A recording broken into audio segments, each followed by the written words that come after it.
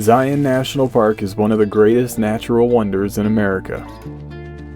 The park's sandstone cliffs, rushing streams, and unique scenery create incredible views that are unparalleled. We ventured through Zion National Park for 3 months. We explored its wilderness, we reached its peaks, traversed its rivers, and took in the best scenes that Zion had to offer. Take it from us, Zion is epic.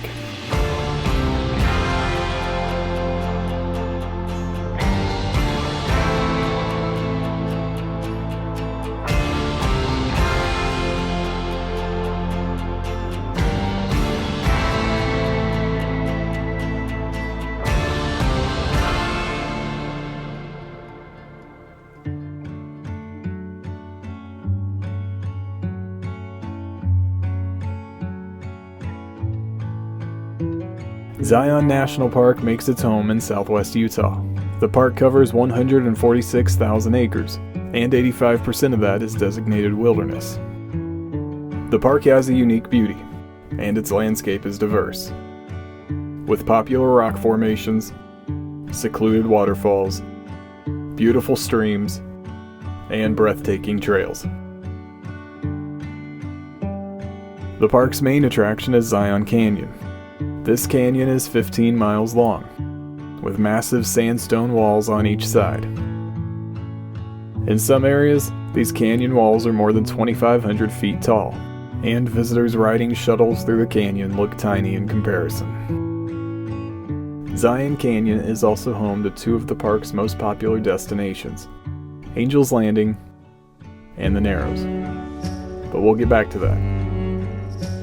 Our adventure started outside of the main canyon, with a quick hike in East Zion. The Canyon Overlook Trail has become one of Zion's most popular trails.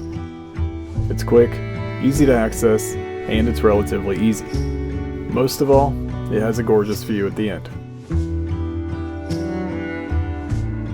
Being our first day in the park, we also entered the lottery for Angel's Landing permits, but we'd have to wait until later in the day for the results. In the meantime, we headed to East Mesa, in hopes of visiting Observation Point. Observation Point is Zion's premier overlook. It used to be accessible from the main canyon, but a rock slide blocked the trail. Now adventurers have to use the East Mesa trailhead to access the overlook. The road to the trailhead can be rough, and low-clearance vehicles can have a tough time getting there. Luckily, Zion Ponderosa offers a shuttle. The cost is $10 and shuttles run every 15 to 30 minutes. So we opted to ride the shuttle. The East Mesa Trail was straightforward. There wasn't a lot of elevation gain, but there wasn't a lot of scenery either. At least not till the end. Once we reached the final stretch of trail, the dirt turned red, and the canyon was visible on both sides of the trail. After 3.5 miles of hiking, we reached Observation Point. The view from Observation Point was spectacular, with views of the Patriarchs, Big Bend, and most notably, Angel's Landing, which we had just won a permit for, so we looked forward to hiking it the next day. With views like this, along with well-known landmarks like Angel's Landing and the Narrows, Zion tends to draw a lot of attention. Zion has become one of America's most popular national parks. The park hosts anywhere between 4 and 5 million visitors each year, and the crowds are noticeable. This popularity forced the park to implement a shuttle system in May of 2000. This means adventurers can only access the main canyon by shuttle, with a couple exceptions. This can lead to long queue lines throughout the day, so we opted to get up early to keep from running into large crowds. This helped a lot. With our Angel's Landing permits in hand, we rode the first shuttle into the canyon and headed to the trailhead.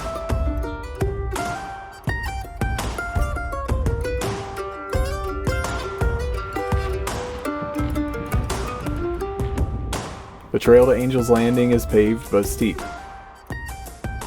although it has gorgeous views that serve as a good distraction along the way.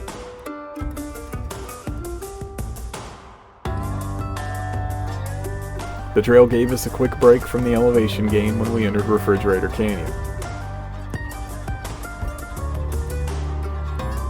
But the elevation gain came back in full force when we reached Walter's Wiggles. Walter's Wiggles is a collection of 21 switchbacks. This section climbs almost 250 feet as it approaches Scout Lookout.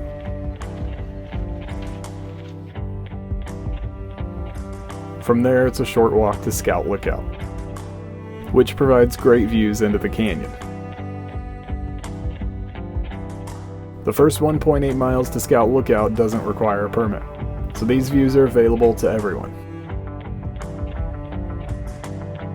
The Angel's Landing permit only grants access to the last 0.4 miles of trail.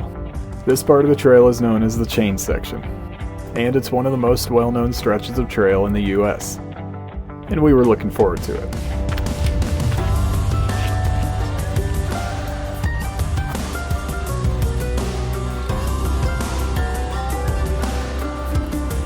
The path straddled the edge as we gripped the chains, with views of the canyon in the distance.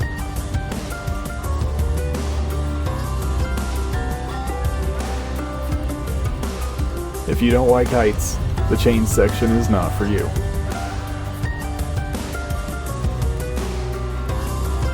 Once we reached the top, we cracked open our PB&Js, while we enjoyed views of the canyon. This was one of our favorite views in the park, and we'd enjoy it a couple more times before leaving. The views were great, but Angel's Landing still had another surprise for us on the way down. A California Condor dropped in for a visit, right next to the trail. These birds are massive, with wingspans that can reach 9.5 feet.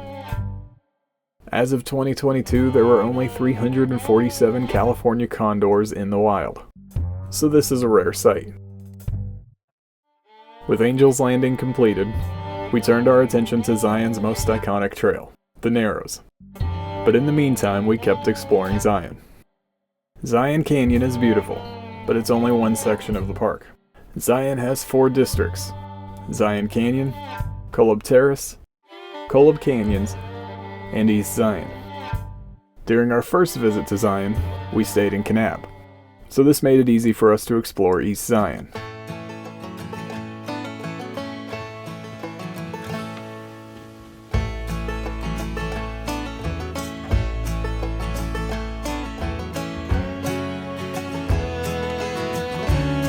East Zion sits high above Zion Canyon, and it looks completely different.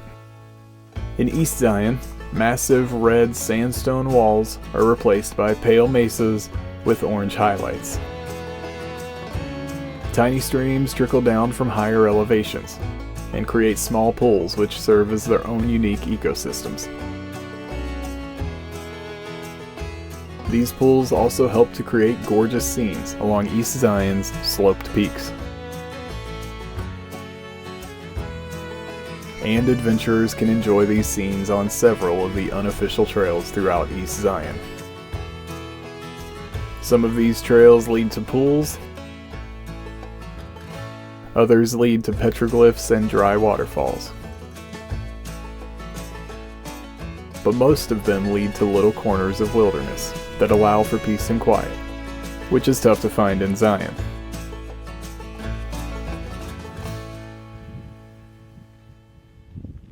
East Zion has developed a reputation of being Zion's quieter side, which is mostly true, but there is a catch. With the exception of the Canyon Overlook Trail and the East Rim Trail, the trails in East Zion don't have huge crowds, but this is because East Zion also has limited parking. Because of this, we decided to explore East Zion early in the morning and later in the afternoon, when the crowds were smaller. This made parking much easier. It also made the entire experience much more enjoyable. All of East Zion's pullouts and trailheads sit along the Zion Mount Carmel Scenic Drive. This is a 10-mile scenic drive that stretches from Canyon Junction to the east entrance. Approaching from Zion Canyon, the road follows switchbacks as it climbs to the historic Zion Mount Carmel Tunnel. From there, the scenic highway winds through East Zion's gorgeous scenery until it reaches the park's eastern boundary. During peak hours, traffic has a tendency to get backed up in East Zion, but it's not always people causing the issues.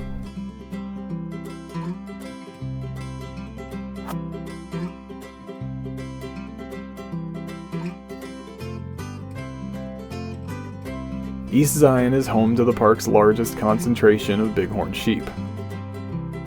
The bighorn sheep run up and down East Zion's cliffs, seemingly sticking to the surface with their concave, elastic hooves.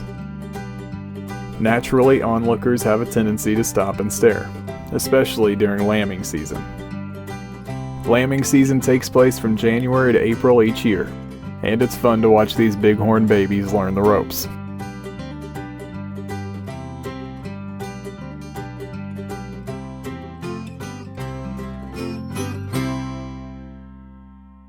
Aside from East Zion, we also kept exploring Zion Canyon. The first stop was the Court of the Patriarchs.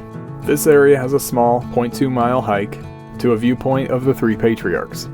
These three formations were named after the biblical figures of Abraham, Isaac, and Jacob. Our next stop was Weeping Rock. This was a short uphill hike to a wet alcove. Here the water seeped out of the Navajo sandstone walls and fell to the ground below. Unfortunately, a rock slide closed Weeping Rock after we left, so visitors might not be able to access this area. The next day we were back in the canyon, and we headed to the Emerald Pools trailhead. This was a relatively short hike, but it had some decent elevation gain towards the end. The path curled around Lower Emerald Pool and Middle Emerald Pool, before climbing to Upper Emerald Pool. Each area had cascades flowing down from pool to pool, but the upper pool had the best waterfall, standing at almost 300 feet tall. Although, this waterfall only runs consistently during the snowmelt. Seasonal waterfalls like this work as tributaries, feeding the Virgin River as it cuts through the bottom of Zion Canyon. These seasonal tributaries can be seen tumbling off the canyon's cliffs during spring, adding to the park's beauty. But these tributaries can also cause issues for visitors. Each year, during the snowmelt, the Virgin River rises, and park officials are forced to close areas around the river for safety concerns. One of those areas is the Narrows. Normally the closure lasts for 3 to 4 weeks, from mid-April to May.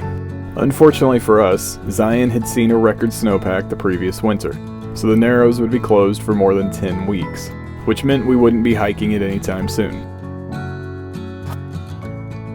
We left Zion in May, without hiking the Narrows. But we returned to the park in October to give it another go. This time we stayed in Cedar City, which allowed us to explore the west side of Zion. Cedar City has a couple great destinations, with Cedar Breaks and Canara Falls sitting on the outskirts of town. But Cedar City's best stop is the Kolob Canyons district of Zion National Park, which sits 15 minutes south of town. Kolob Canyons was added to Zion National Park in 1956. The district centers around the Kolob Fingers, a collection of sandstone peaks that sit to the east. Kolob Canyons is relatively small and secluded. It's also a little out of the way. The Kolob Canyons entrance is an hour from Zion Canyon. Still, this area is worth the extra effort. After passing the entrance, we started on the Kolob Canyon Scenic Drive. This is a 5-mile scenic drive that provides access to all of the district's overlooks and trails. The area has 3 official trails. The shortest of the trails sits at the end of the scenic drive. The Timber Creek Overlook Trail is a quick 1-mile hike with an overlook that provides an incredible view of the Kolob Fingers. The trail gets muddy after rain, but on a clear day you can see all the way to Mount Trumbull on the north rim of the Grand Canyon. The longest trail in Kolob Canyons is the Verkin Creek Trail, and it's best done as an overnight camping trip, but I'm a glutton for punishment, so I soloed it as a day hike.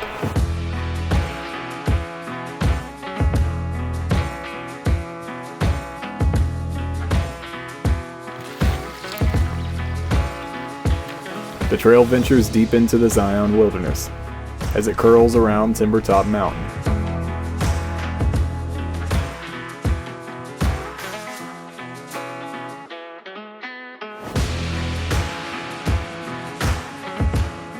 From there, the path walks along Verkin Creek until it reaches the Kolob Arch Junction. This 1.5-mile side trail leads to one of the Zion backcountry's best hidden treasures, The trail has a few obstacles, while it follows a small creek in a narrow canyon, until finally, the trail reaches Kolob Arch. With a span of 288 feet, Kolob Arch is the 6th largest natural arch in the world. Kolob Canyon's best trail is a much more reasonable length. The Taylor Creek Trail is picturesque, and it has small crowds compared to Zion Canyon. This trail follows Taylor Creek, as it works its way past the Kolob Fingers.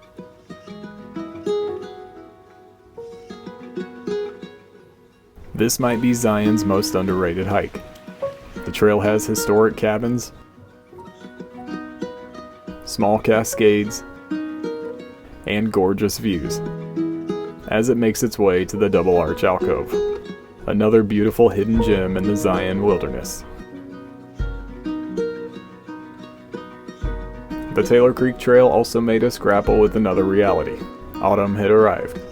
Fall colors were sprinkled throughout the landscape, but cooler temperatures were also approaching quickly, which is concerning since we were planning on hiking the Narrows. The Narrows were our main reason for coming back to Zion, but we also snagged a last-minute permit to hike into the subway.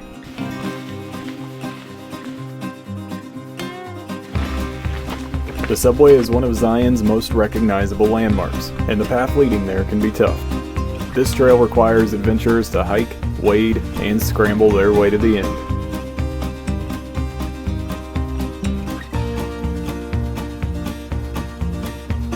From the trailhead, there's a steep and rocky 250-foot descent to the left fork of the North Creek.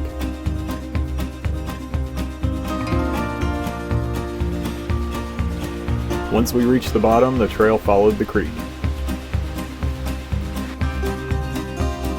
We followed trails where we could and crossed the creek when we needed to. But inevitably, this trail always enters the creek.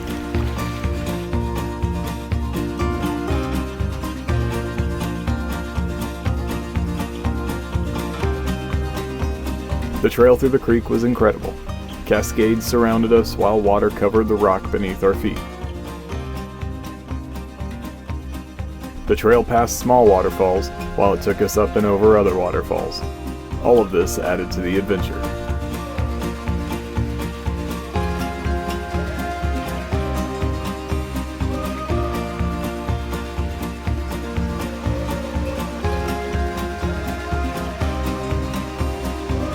After 4 miles of slippery creek crossings and wading through water, we reached the subway. The subway is a unique slot canyon with a tube-like entrance. Its potholes cascade each one to the next as it creates the most beautiful scene in Zion National Park. This is a special place.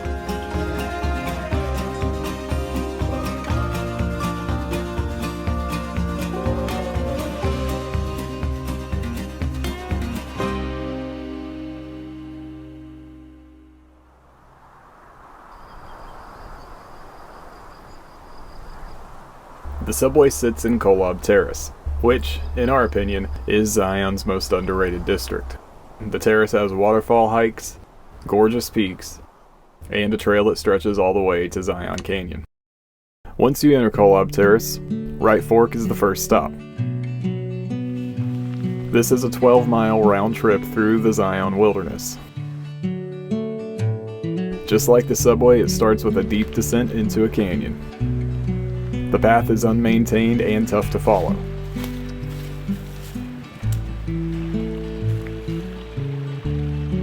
Plus, there were constant reminders of how wild this area really is. Still, the trail was beautiful and quiet.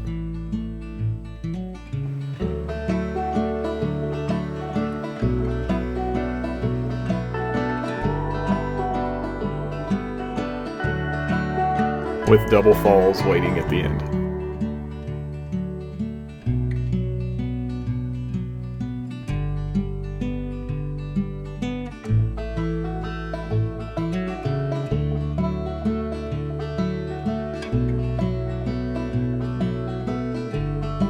For a shorter waterfall trail, hikers can venture down Grapevine. After another steep descent into the canyon, the trail follows the left fork of North Creek. Inevitably, this one also passes through the creek. But Left Fork Falls makes for a nice treat at the end.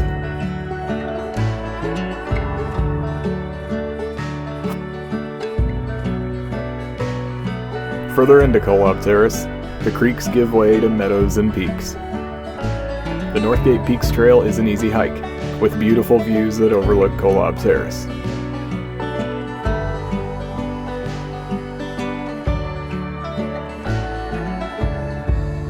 And just up the road, Lava Point provided gorgeous scenery, with an overlook that framed up the Zion skyline perfectly. It also serves as a starting point for the West Rim Trail. This trail stretches 15 miles, from Kolob Terrace back to the grotto in Zion Canyon. This trail needed an early start, and a private shuttle to reach the trailhead. The first few miles of the trail were uneventful, but Potato Hollow provided some nice scenery. This area had gorgeous fall colors.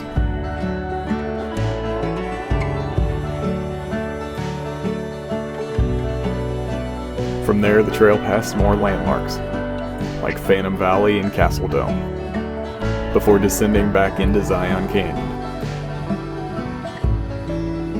There's something special about hiking in the Zion backcountry.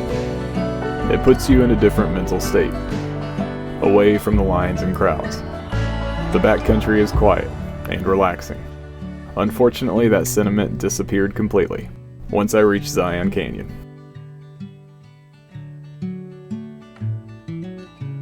We also kept exploring the main canyon during this trip. We took the dogs on the Paris Trail, which is the only pet-friendly trail in Zion. Later, we hiked the Watchman Trail.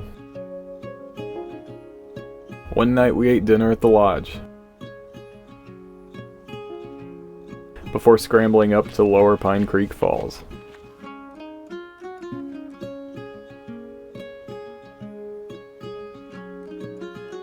All of this was fun, but we still had one main focus: hiking the Narrows. So when the weather was right, we rode the first shuttle into the canyon. The path to the Narrows begins at the Temple of Sinawava and passes through the Riverside Walk.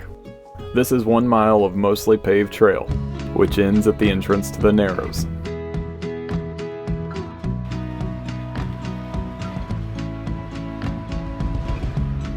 We rented waders and boots the night before at Zion Outfitters. This helped us to get a quicker start in the morning. These aren't required.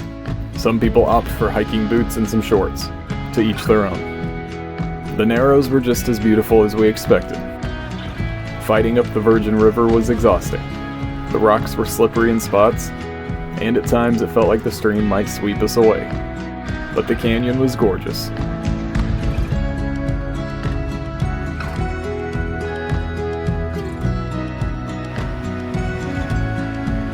Mystery Canyon Falls and floating rock created beautiful scenes. Then we reached Wall Street just as the sun was hitting it.